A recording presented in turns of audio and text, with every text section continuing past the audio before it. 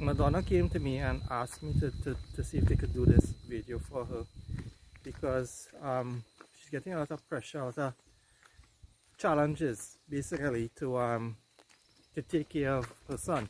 This is her last son, Mingel, and what happened was that Mingel was in a vehicular accident not too far from the police station where a bike drove right into him and his cousin.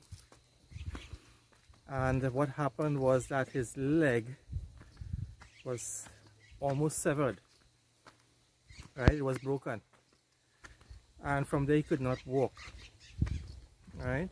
He got a little bit of compensation from the family that who caused the accident, but nothing after that basically. To speak on behalf of Indigenous Guyana Productions, Mingel is one of our recipients. It's just that we don't get enough support from the public. Now, what we are trying to instill in the village council is an understanding that when you get charity coming in, the first people who should be receiving the charity are those who are unable to work. They should be receiving the charity first, because that is what the charity is about, right? It's to help those who can't help themselves, right? And what happens is that when charity comes in, it's just a distribution for all. They just distribute whoever comes or is in the area to collect items.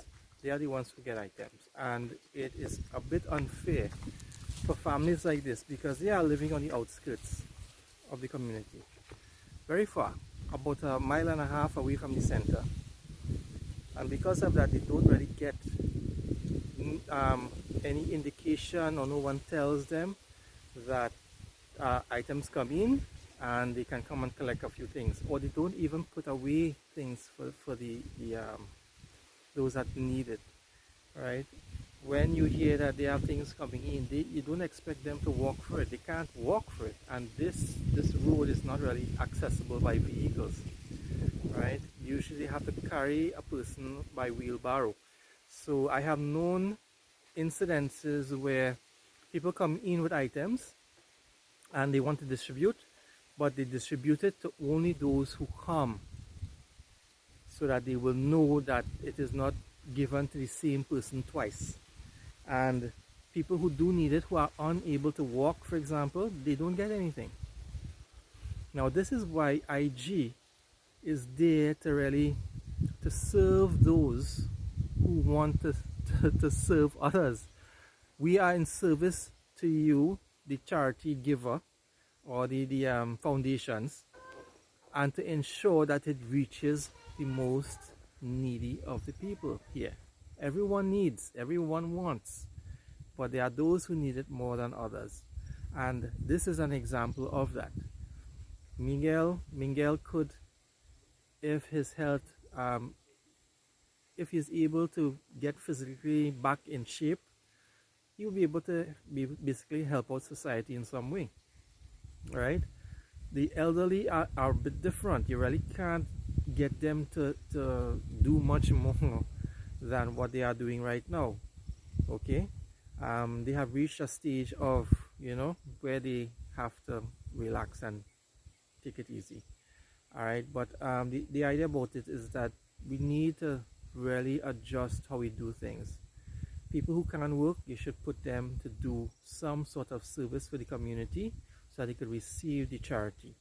I understand that the people who give charity, they want to see with their own eyes where the charity is going. I understand that, but they have two ways of doing it. Either you come and you stay and see how the charity works, or you can have us, Indigenous Guyana Productions, work on your behalf and show you through regular updates, photos and videos of what progress we are making. We want this to be sustainable, and we can take this and put it into agriculture.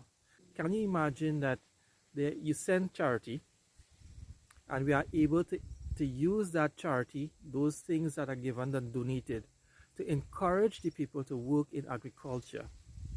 We take the items that are produced from the agriculture and we sell it after, and then we go and reinvest it back into things that the people like and want, an incentive to work. If you had, for example, a bicycle, you might see a woman might come up and say that she wants to get a bicycle for her son or child, and is willing to work for 2 weeks. If you do the calculations, basically you could get a bicycle for for about 2 weeks work, maybe a month's work, and they are willing to do that.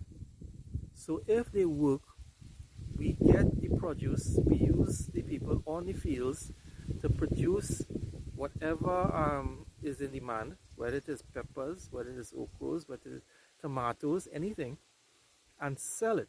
And then we reinvest back into things that the people are asking for, or things that will encourage them to work.